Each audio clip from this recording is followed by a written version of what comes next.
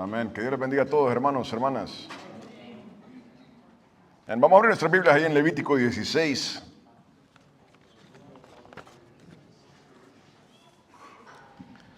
La palabra de este día se llama Azazel. Azazel. Levítico 16. Vamos a leer todo el capítulo.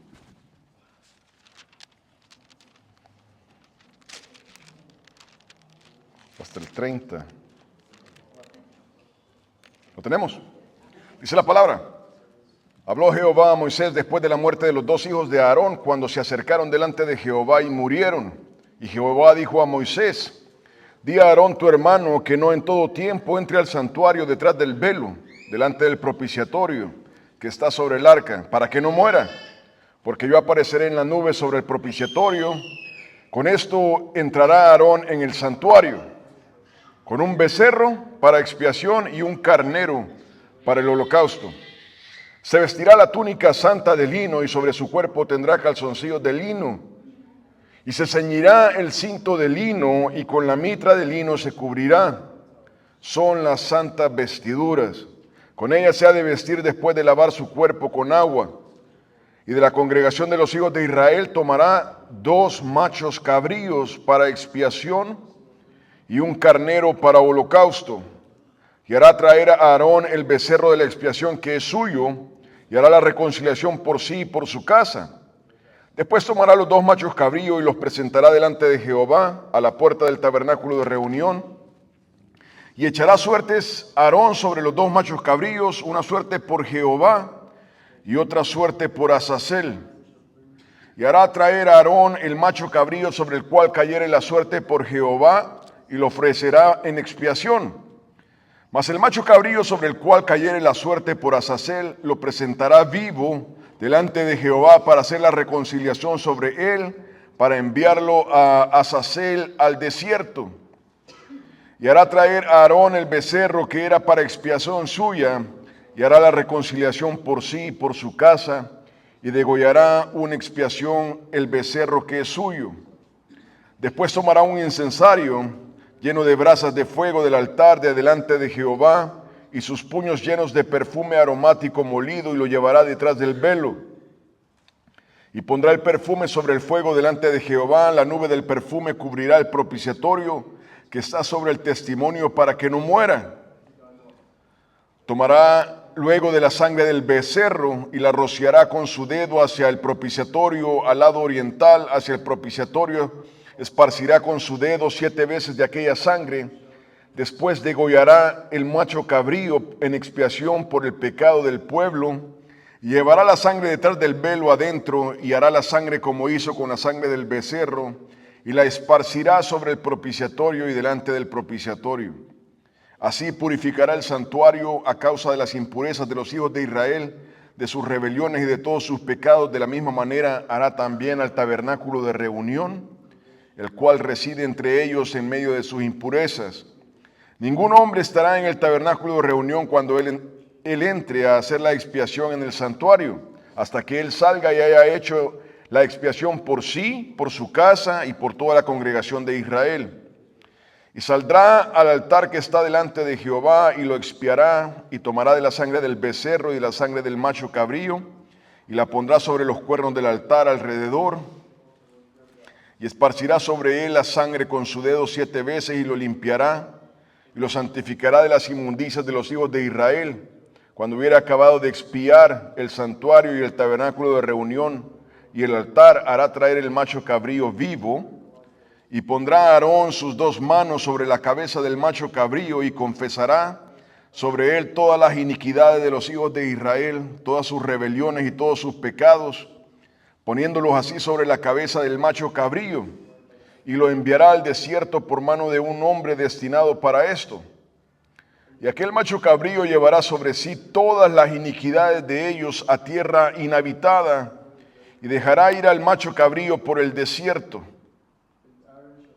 Después vendrá Aarón al tabernáculo de reunión y quitará las vestiduras de lino que había vestido para entrar en el santuario, y las pondrá ahí. Lavará luego su cuerpo con el agua en el lugar del santuario, y después de ponerse sus vestidos saldrá y hará su holocausto y el holocausto del pueblo, y hará la expiación por sí y por el pueblo, y quemará en el altar la grosura del sacrificio por el pecado. El que hubiere llevado el macho cabrío a Azazel, lavará sus vestidos, lavará también con agua su cuerpo, y después entrará en el campamento. Y sacarán fuera del campamento el becerro y el macho cabrío inmolados por el pecado, cuya sangre fue llevada al santuario para hacer la expiación, y quemará en el fuego su piel y su carne y su estiércol. El que quemare, levará sus vestidos, levará también su cuerpo con agua, y después podrá entrar en el campamento. Y esto tendréis por estatuto perpetuo: en el mes séptimo, a los 10 días del mes, afligiréis vuestras almas, y ninguna obra haréis, ni el natural ni el extranjero que mora entre vosotros, porque en este día se hará expiación por vosotros, y seréis limpios de todos vuestros pecados delante de Jehová. Amén. Amén.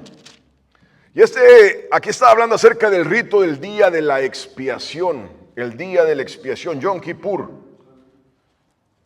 Yom Kippur, el día de la expiación. Y este era un día especial, se celebraba el 10 del mes de Tishri, el séptimo mes. Y en ese día se hacía expiación por los pecados del pueblo. Y hermano, hermana, esta prédica viene de un libro de Alfred, ¿cómo se llama este hombre? Alfred Edersheim. Este era un judío que se convirtió al evangelio en los 1800 y él habla acerca de lo que ocurría en el tiempo. El libro se llama El Templo y trata con lo que tiene que ver los oficios del templo durante el tiempo de Jesucristo. Y aquí vamos a hablar acerca de el sacrificio del día de la expiación. El día de la expiación, Yom Kippur. Vuelvo a repetir, se celebraba el 10 del séptimo mes, el mes de Tishri. Y en ese día se ofrecían 15 animales. Se ofrecían 15 animales, pero 3 animales tomaban precedencia. Y vamos a hablar acerca de eso, qué es lo que constituía el día de la expiación. Había 3 sacrificios en ese día: el sacrificio de la mañana, y de ahí entraba lo que era el sacrificio del día de la expiación, y después el sacrificio de la tarde. Y este era un día especial, un día donde, como decía ahí la palabra, había que afligir el alma. Había que enlutarse, había que reconocer el pecado. Hermano o hermana, un requisito para entender el sacrificio de Cristo Jesús es arrepentirse. La persona que viene a recibir a Cristo Jesús, tal vez en el momento no lo sepa, ¿verdad? Porque ninguno de nosotros sabe quién es Cristo Jesús realmente cuando viene a Cristo Jesús. Pero el Espíritu Santo va revelando, y hay algo que tiene que ocurrir en la vida de las personas. Tiene que haber un arrepentimiento, a donde todos nosotros llegamos a entender la gravedad de nuestro pecado. Cuando nosotros decimos, no, yo no soy tan malo, no has entendido tu vida. Porque el Espíritu Santo te va a revelar que tu pecado es grande. Tu pecado es pesado. Y tu pecado no puede ser lavado con nada. Es algo que está sobre ti todo el tiempo. Tiene un peso que te ahoga. Y es por eso que el arrepentimiento tiene que llegar a la vida de la persona. Ese era el ministerio de Juan el Bautista. Eso era lo que ocurre, debe de ocurrir antes de venir a Cristo Jesús.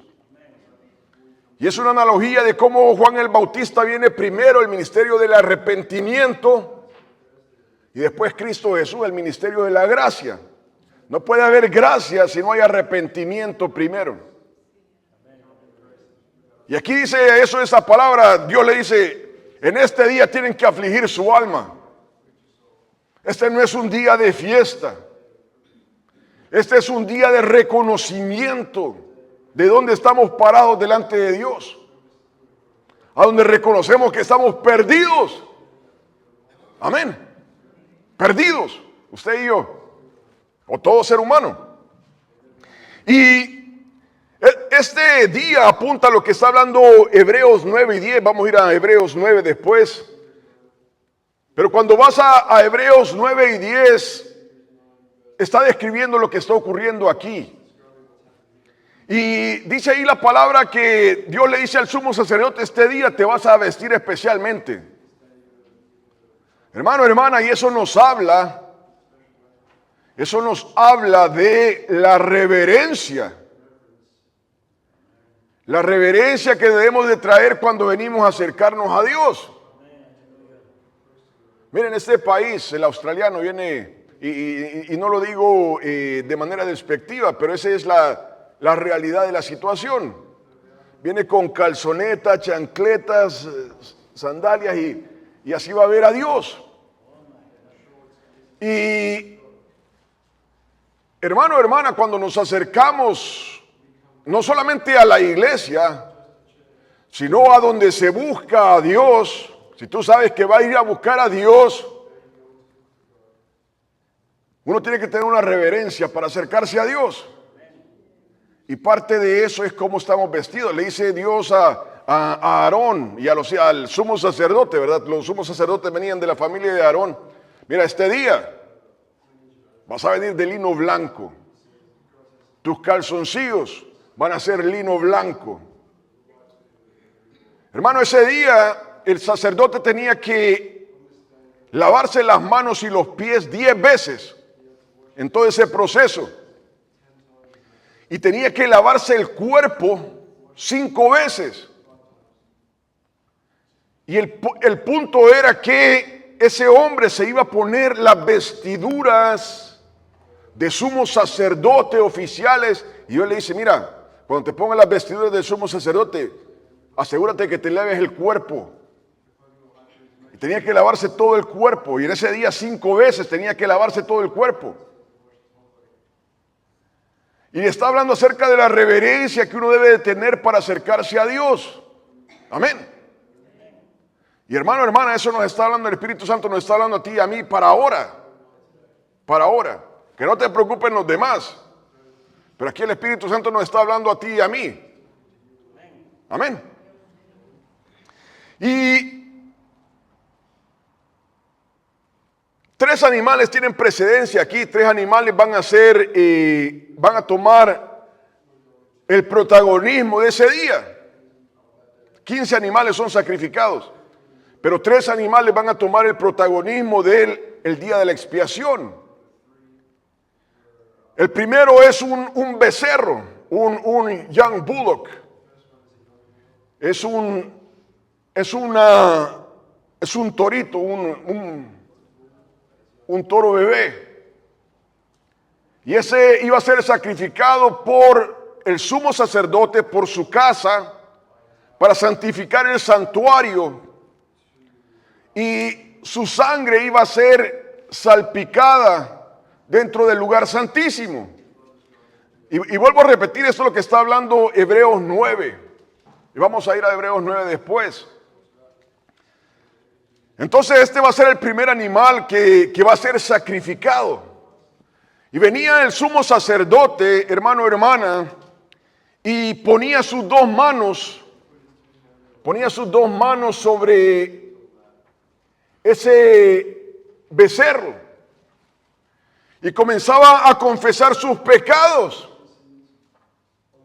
Y la importancia de imponer manos, que es un principio espiritual, ¿verdad? Hablábamos de eso el martes. Hebreos 6 habla acerca de eso, ¿verdad? De cómo es un fundamento de la doctrina de Cristo el imponer manos. Entonces era una necesidad que el sumo sacerdote tenía que imponer sus 2 manos sobre la cabeza del becerro y confesar sus pecados. Y el libro habla acerca de la oración que se hacía ese día. Y habla cómo debía de confesar sus pecados propios el sumo sacerdote, ¿verdad? De que él no puede entrar, dice ahí la palabra, sin sangre delante de Dios. Y ese hombre iba a degollar ese animal. Y como Isaías habla, el imponer las manos, degollar el animal, tenía que traer un mensaje a la persona. Oye, este animal, le estamos cortando el cuello en tu lugar. Estamos vaciándole la sangre, sangre que tú tendrías que estar pagando. Y eso es lo que la palabra de Dios le dice a la humanidad. Tú no te puedes presentar delante de Dios sin sangre. Y tu sangre no vale para nada. Entonces decía Dios, tienes que traer este animal en tu lugar, haciéndole ver a la persona, este animal está muriendo por ti, está tomando tu lugar. Y venía el sumo sacerdote, ponía sus manos, confesaba sus pecados, confesaba los pecados de su casa, degollaba al animal y recogían la sangre de ese animal en un depósito. Y se lo daba a uno de sus ayudantes. Ese día había 500 sacerdotes ayudando ahí en el templo. Pero todo lo hacía el sumo sacerdote, toda la matanza de esos animales la hacía el sumo sacerdote. Y venía el sumo sacerdote, mataba el animal, depositaba la sangre del becerro en un depósito y el otro hombre la tenía que estar meneando para que no se coagulara.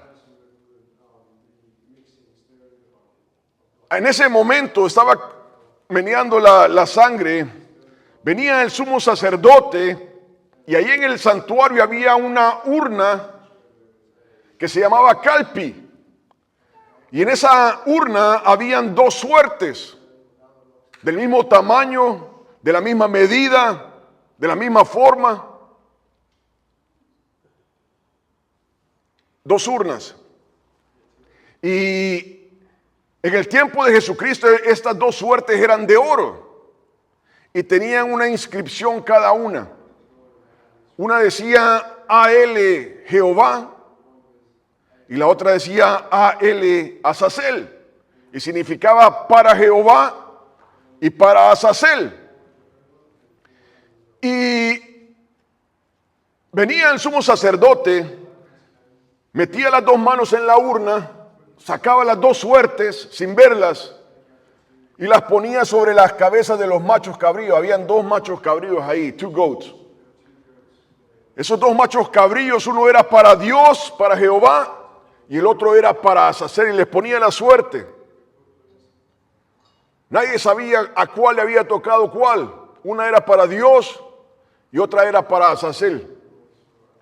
Y esos dos machos cabríos tenían que ser casi exactamente iguales. No podían ser perfectamente iguales, ¿verdad? Pero tenían que ser casi exactamente iguales. Cuando se compraban, si era posible, tenía que ser comprado en el mismo momento los dos. Y uno le caía la suerte por Dios y otro le caía la suerte por Azazel. Y uno estaba meneando la sangre del becerro y venía el sumo sacerdote y degollaba el macho cabrío. A todo esto el sacerdote había entrado una vez al lugar santísimo y había hecho una oración por Israel dentro del lugar santísimo. En el primer templo estaba el arca del pacto, estaba el propiciatorio, estaba la mercy seat, estaba la vara de Aarón, el maná, una urna de oro, como dice Hebreos 9. Pero en el segundo templo ya no había nada. Ya no había nada, ya no existía nada de eso, estaba perdido. Y los judíos habían metido ahí una piedra que se llamaba, en inglés se llama the foundation stone. Y eso era lo único que había en el lugar santísimo. Y ese es un tema para otro día. Pero los judíos habían metido, en lugar de todo eso, habían metido esa piedra del fundamento, le llamaban ellos. El punto era de que el sumo sacerdote entraba 3 veces al lugar santísimo. La primera era una oración sin nada. Y llegaba y confesaba delante de Dios, pedía a Dios bendición, pedía a Dios misericordia. Y de ahí entraba y salpicaba la sangre del becerro, en el lugar santísimo para pedir por su casa, por su casa. Degollaba la sangre de el macho cabrío. Habían 2 machos cabríos ahí, ¿verdad? El primer macho cabrío, el cabrío que era para Dios, lo degollaba y salpicaba la sangre de él también en el lugar santísimo. 7 veces. Salía el sumo sacerdote y de ahí mezclaba las 2 sangres, la sangre del becerro y la sangre del macho cabrío, y salpicaba el velo que dividía el lugar santísimo. Salpicaba ese velo y de ahí iba a derramar la sangre. Salpicaba la sangre primero en los cuernos del altar. Eso significa la misericordia de Dios. Buscando la misericordia de Dios, llegaba y ponía sangre sobre esos cuernos y de ahí derramaba la sangre. Ese era el sacrificio del día de la expiación. Entonces había el becerro, uno de los machos cabríos, que era el que tenía la suerte para Dios. Decía ahí al Jehová, no decía Jehová, ¿verdad? Los judíos no pronunciaban Jehová, sino que solo tenían YHVH. Y nosotros decimos Jehová, ¿verdad? Pero ese es el nombre de Dios que se perdió. Nadie sabe cómo se pronuncia, pero ese era el nombre de Dios que fue dado a Moisés allá en Éxodo 3:15. Y este era el nombre de Dios y ese era lo que se había sacrificado el macho cabrío para Dios. De ahí, hermano, hermana, entra Azazel. Azazel, ¿verdad? Que es el otro macho cabrío que queda ahí. Y a este macho cabrío, o antes de sacrificar los machos cabríos, a Azazel se le ponía una pieza de tela escarlata, una pieza de tela escarlata de forma de lengua, y se le amarraba en el cuerno. Y al otro macho cabrío se le amarraba otra cinta en el cuello. Y así se diferenciaban. Ahora venía el sumo sacerdote. Y aquí entra lo que es el mensaje de este día. Viene el sumo sacerdote y no ha confesado los pecados del pueblo sobre el becerro, el macho cabrío que fue degollado. Sino que él viene ahora y pone sus manos, las 2 manos, sobre el macho cabrío y comienza a confesar los pecados del pueblo sobre este macho cabrío. Comienza a declarar los pecados del pueblo y comienza a hacer una oración. El libro da un relato exacto de lo que es la oración que hace el sumo sacerdote. Pero el punto de esta oración era que el sumo sacerdote estaba declarando los pecados. Hemos pecado. Hemos cometido iniquidad. Hemos cometido transgresión delante de ti. Y hemos pecado contra ti. Y él estaba poniendo todos los pecados del pueblo sobre este macho cabrío. El macho cabrío para Azazel. Y estaba declarando los pecados del pueblo. Y el macho cabrío estaba viendo a la multitud Y la multitud tenía que entrar en esa aflicción de su alma y entender que sus pecados estaban siendo puestos sobre ese macho cabrío. Hermano, hermana, eso nos habla acerca de el pecado que usted y yo cometemos. Cuando tú y yo cometemos pecados, hemos fallado a Dios, hemos cometido ese pecado está escrito en los libros. Tú y yo, como dice la palabra, esa es lo que describe el pecado. Hemos fallado el blanco. Hemos fallado a Dios. Y ese es nuestro pecado. Pero aparte de eso, hermano o hermana, cuando tú y yo hemos pecado, nuestra conciencia llega a una mancha que es indeleble, no se puede borrar. Cuando tú y yo hemos pecado, ese pecado pasa a entrar a nuestra conciencia.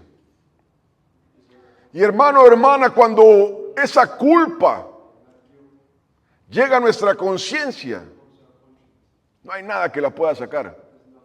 No hay medicina en este mundo que la pueda sacar. Cuando tú y yo hemos pecado delante de Dios,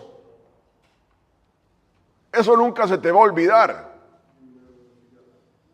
Eso va a estar ahí para siempre. Amén. Hay cosas que tú y yo no podemos olvidar. Nuestra conciencia ha quedado manchada para siempre. Para siempre. Y ese era el punto de la confesión de este pecado. Venía el sumo sacerdote y comenzaba a declarar los pecados del pueblo. Y yo le decía, mira, este es el sacrificio. El sacrificio donde tus pecados van a ser perdonados. Y vamos a entrar a eso. Y venía el sumo sacerdote y confesaba los pecados del pueblo. Imagínese usted y yo, ahí en esa multitud, con nuestros pecados, la multitud de nuestros pecados. Y eso se hacía cada año, hablando de los ciclos de la vida. Cada año tenía que venir el sumo sacerdote y hacer el mismo ritual para perdonar los pecados del pueblo. Y confesaba los pecados, la multitud viendo, hermano, hermana, y eso tenía que tener el efecto de, cuando el sumo sacerdote estaba declarando los pecados, tú y yo estando ahí en esa multitud, teníamos que entender, Dios a través de este sacrificio, a través de esta imposición de manos sobre este macho cabrío, está perdonando mis pecados. Está perdonando mis pecados. Y ese era lo que estaba ocurriendo en ese momento. Venía el sumo sacerdote y ponía sus manos sobre este macho cabrío. El problema, hermano o hermana, Dios te decía, mira, este es el sacrificio. El problema era que ese sacrificio no podía limpiar las conciencias. Dios te decía, tú has hecho el sacrificio por tu pecado. Y está hablando acerca de la imperfección de la ley. De cómo la ley no podía cubrir el pecado realmente de la persona. No podía tratar con nuestro pecado realmente. Porque aunque ese sacrificio estaba siendo hecho, Dios estaba diciendo, eso es lo que tú tienes que hacer para que tus pecados sean perdonados. Pero la conciencia de la persona, hermano o hermana, Decía, sí, yo sé lo que hemos hecho,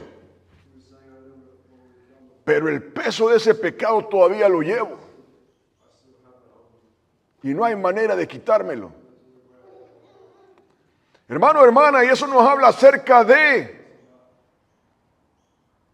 cómo estos dos sacrificios, habían dos machos cabríos. Uno había sido degollado, donde la sangre de ese macho cabrío cubría el pecado. Y el otro, nuestros pecados estaban siendo confesados sobre él, pero no trataba con nuestra conciencia. Y no puede, dice la palabra de Dios. Venía los judíos, decía Dios, mira, confiesa el pecado. De ahí viene el sumo sacerdote y llevaba el macho cabrío, el de Azazel, lo llevaba al pórtico de Salomón, a la puerta que da al este, con dirección al Monte de los Olivos, y lo llevaba al sumo sacerdote. Pero llega un momento en que se lo dan a un hombre designado. Se lo dan a un hombre designado. Y este hombre tenía que ser un hombre, decía la tradición judía, que no era judío. Que no era judío. ¿Y por qué? Porque este macho cabrío se había convertido en algo sucio. Todos los pecados del pueblo habían sido puestos sobre este macho cabrío y se había convertido en algo despreciable. La figura de Cristo. Se había convertido en alguien que un judío no lo toques para que no te contamines. Entonces venían los judíos y agarraban a un extranjero y decían a este extranjero, llévalo al desierto por nosotros, porque está contaminado y nosotros no nos queremos contaminar con él. Y venía este extranjero, lo llevaba al desierto. Y antes de llegar al desierto, arrancaba la mitad de esa lengua escarlata, de ese pedazo de tela escarlata, y lo metía en la hendidura de las rocas que encontrara. Y dice ahí la palabra en Levítico 16, que lo que tenía que hacer este hombre era dejarlo ir. Amén. Y lo que Dios le estaba diciendo al pueblo, espiritualmente, así voy a tratar con tu pecado. Tu pecado, que ha sido confesado sobre ese macho cabrío, lo llevaba al desierto, a una tierra inhabitada. Y se dejaba ir ese macho cabrío. Y obviamente lo que yo le estaba diciendo al pueblo es, he tratado con tu pecado y tu pecado ha ido al desierto, donde nadie lo ve. Pero el punto, hermano, que ese pecado estaba sobre ese macho cabrío que andaba vagando en el desierto, donde nadie lo veía. Out of mind, out of sight, out of mind, dicen aquí en inglés. Si no lo puedes ver, olvídate. Y está hablando acerca de la imperfección de estos animales para tratar con el pecado. Entonces este macho cabrío andaba por el desierto.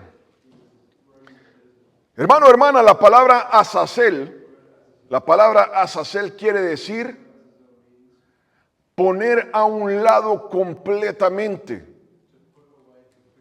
echar fuera completamente. Eso es lo que la palabra Azazel significa. Poner a un lado completamente el pecado, echar fuera completamente el pecado. Pero vemos que Este macho cabrío era sencillamente soltado en el desierto. Y le está diciendo Dios al pueblo de Israel: así es como estoy tratando con tu pecado hoy, en el tiempo de la ley. Ese pecado realmente no está tratado. Anda en el desierto. Hermano, hermana, dice este hombre de que más adelante, en el tiempo del segundo templo para adelante, dice de que no sabe cuándo los judíos comenzaron a hacer algo. Dice que llevaban este macho cabrío al desierto. Y ahí venían ellos y lo empujaban en un precipicio. La palabra ahí en Levítico 16 ordena algo. Mira, déjalo ir. Dios le está diciendo espiritualmente: eso es lo único que te puedo ofrecer ahorita. Espiritualmente Dios le está diciendo: esto es lo que puedo hacer con tu pecado hoy. Hermano, hermana, las cosas espirituales son de Dios. Dios es el que pone los parámetros espirituales, las leyes espirituales que gobiernan toda la humanidad. Y el hombre no puede hacer nada, sencillamente obedecer lo que dice Dios. Tú y yo no podemos cambiar las cosas espiritualmente por nuestra propia voluntad. Tenemos que sujetarnos a lo que Dios dice. Son cosas que tú y yo no comprendemos, no entendemos y no tenemos autoridad sobre ellas. No son los parámetros de Dios. Y Dios le decía al judío: esto es lo que te puedo ofrecer ahora. Confiesa tu pecado sobre este animal y él va a andar vagando en el desierto. Y venían los judíos y decían: no, yo sé más. Yo sé más que Dios. Yo sé más que Dios. Me voy a deshacer de este animal. Y venían y lo tiraban en un precipicio a manera de matar a ese animal. Ellos querían ganarle la partida a Dios. Amén. Y hermano, hermana, ese ha sido el pensamiento del hombre desde que salió del huerto del Edén. Adán y Eva, cuando pecaron, vinieron y hemos pecado contra Dios. Estamos desnudos. Ya sé, nos vamos a coser un delantal de hojas de higuera. Vamos a cubrir nuestro pecado. Nosotros lo podemos hacer, no necesitamos a Dios. Y Dios le dice: ¿qué estás haciendo? ¿Qué estás haciendo? Tú no estás cubierto. Y viene él y le hace delantales de un cordero. Hermano, hermana, el hombre, las religiones del mundo tienen sus reglas, sus esquemas, su manera de lidiar con el pecado. Las sociedades del mundo es por eso que tienen que andar alcoholizadas todo el tiempo. Tienen que andar en droga todo el tiempo para olvidar, para tratar de ahogar su pecado, porque no ha sido tratado. Sus conciencias están manchadas, pesadas, y no hay nada que puedan hacer, porque sus religiones, sus maneras de tratar con el pecado no sirven y no pueden tratar con el pecado. Mira, la psicología, la psiquiatría hoy día, para tratar con una persona de esa, le dice: mira, aquí hay 40 pastillas, dormite, anestesiate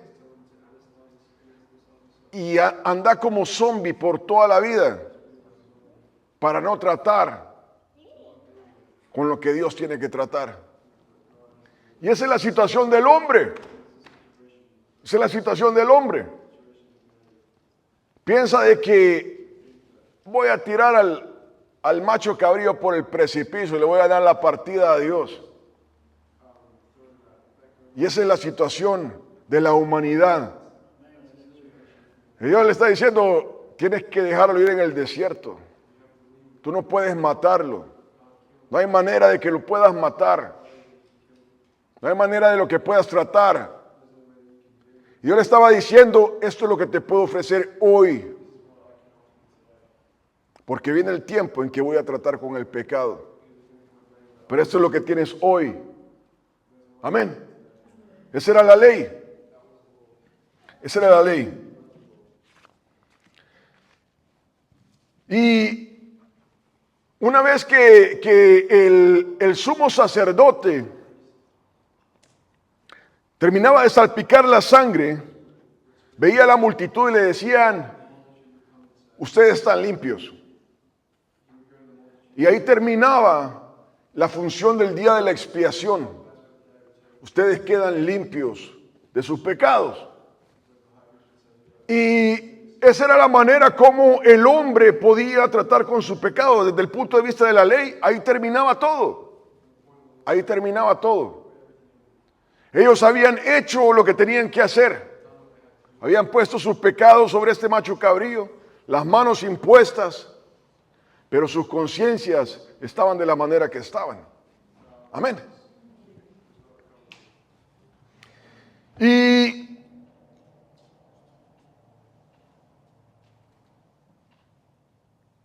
en Isaías 53:6 dice la palabra: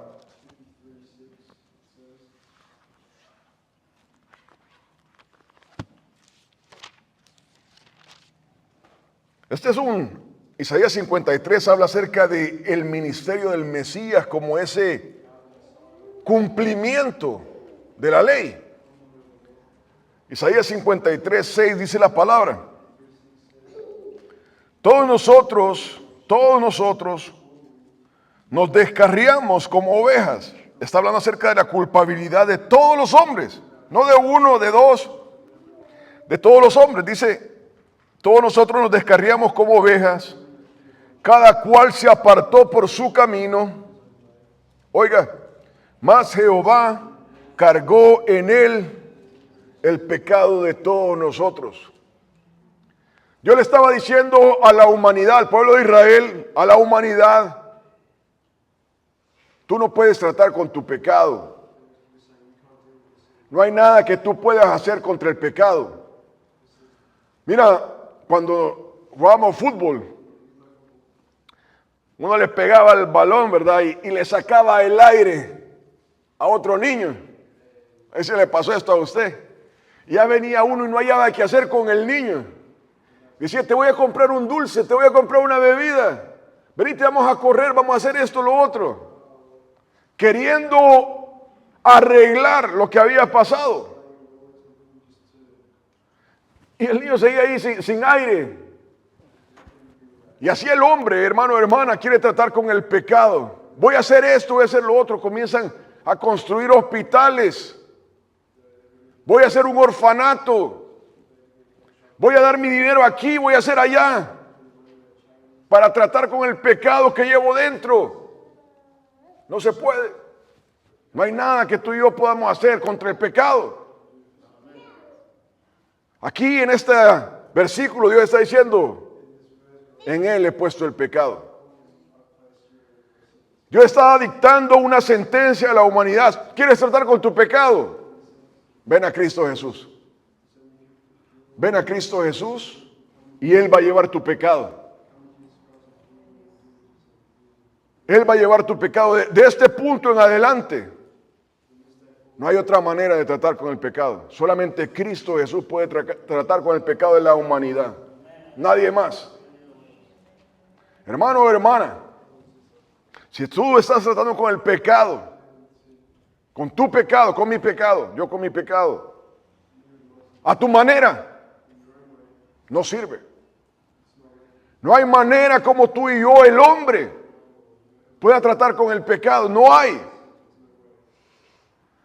Dios está dictando una sentencia. En Él he puesto yo el pecado de la humanidad. Juan hablando acerca de esto. Este es el Cordero de Dios que quita el pecado del mundo. Él es el Cordero de Dios que quita el pecado del mundo. No hay otro. No hay otro. No hay otra manera para la humanidad de tratar con el pecado. Los judíos querían tirar al precipicio al pecado. No se puede. No hay manera de tratarlo. Pero Dios ahora ha puesto la manera en Cristo Jesús. Y eso es lo importante de quién es Cristo Jesús. No es una religión. No es una iglesia. Es el Cordero de Dios. Y es por eso que tú y yo y toda persona en esta tierra tiene que tener una relación personal con ese Cordero. A donde tú y yo hemos puesto nuestros pecados en Él. Y ahora Dios ha tratado con nuestro pecado. Mira lo que dice Hebreos 9. Ya vamos a ir terminando.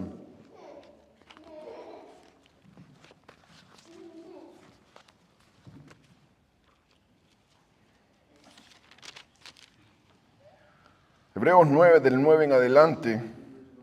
La primera parte habla acerca de lo que es el sacrificio del día de la expiación. Y del 9 en adelante habla acerca del papel de Cristo ahora, en este día de la expiación, en este sacrificio.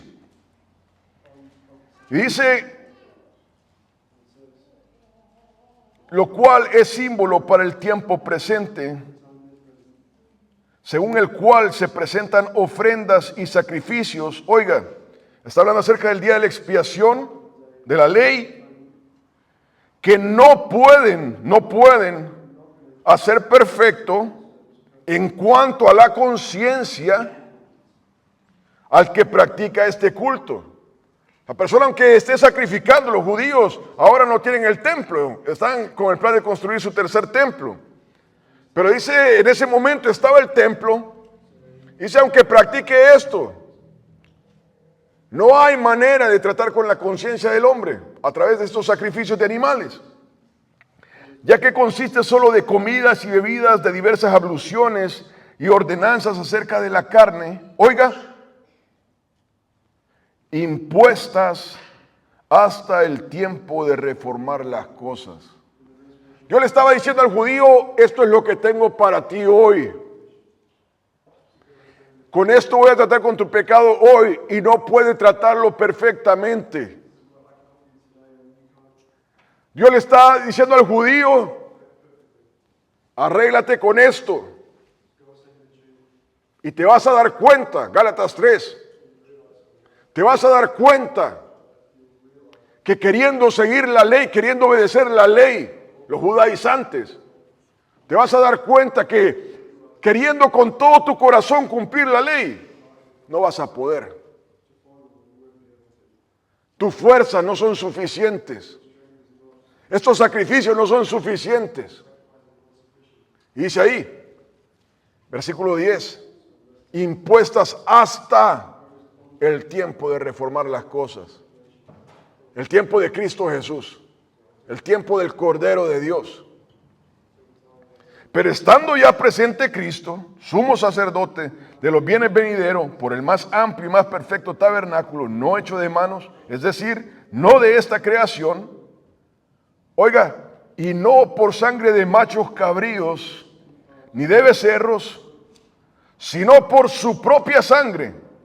Entró una vez para siempre en el lugar santísimo, habiendo obtenido eterna redención. Dios le dice al mundo, hasta aquí llegan los sacrificios de animales, que no podían limpiar al hombre, no podían limpiar la conciencia del hombre. Aquí termina. Porque el verdadero sacrificio, el perfecto sacrificio, hoy ha venido en Cristo Jesús. Aquí es donde se acaba todo esto. Aquí es donde termina la ley. Y aquí es donde comienza la gracia en el sacrificio de Cristo Jesús. Entra una vez para siempre. Tú y yo no tenemos que sacrificar animales. El hombre no tiene que sacrificar animales. No tiene que hacer sacramentos. No tiene que hacer penitencias. No tiene que hacer nada de las cosas que las religiones del mundo dicen. Porque el verdadero sacrificio ha sido hecho en Cristo Jesús. Tú vienes a Cristo Jesús, entregas tu vida a Él, lo recibes como Señor y Salvador de tu vida. Mira, entra el Espíritu Santo en tu vida. Eres sellado por el Espíritu Santo en tu vida.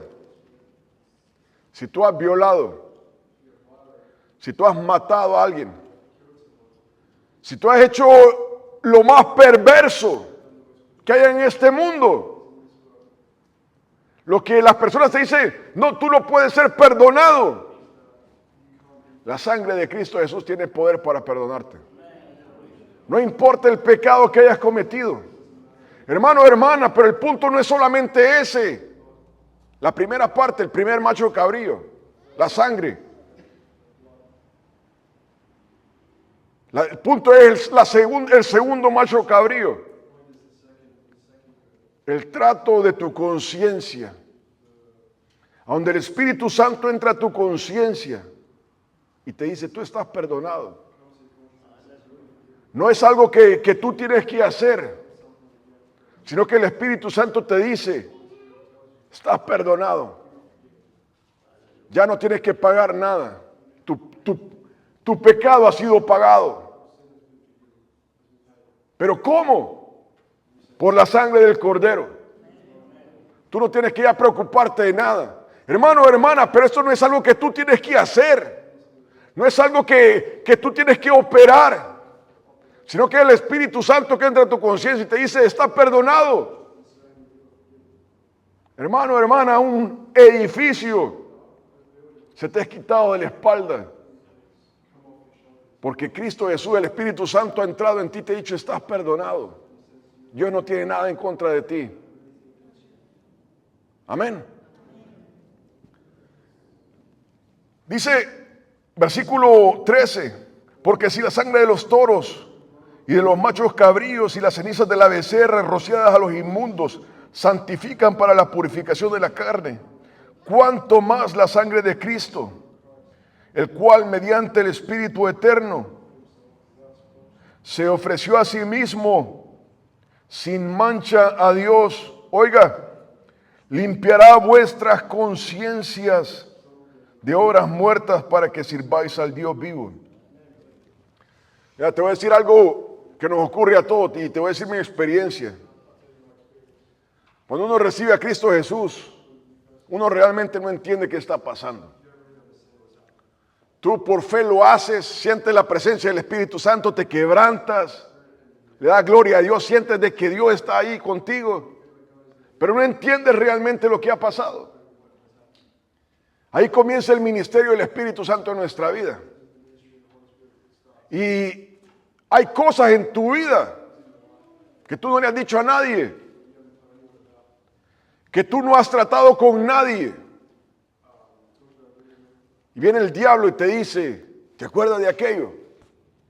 ¿Te acuerdas de lo que hiciste? Dios lo tiene delante de él. Tú no has sido perdonado. Y comienza un quebrantamiento dentro de ti. Y el Espíritu Santo llega y te dice, no le hagas caso. Tú estás perdonado. Hermano, hermana, llega el momento en que el Espíritu Santo te dice, tú no debes nada. Todo ha sido pagado. Y hermano, hermana, esa no es una licencia para que sigamos en esa vida, sino que sencillamente el Espíritu Santo te está diciendo, ahora puedes decir, Abba, Padre.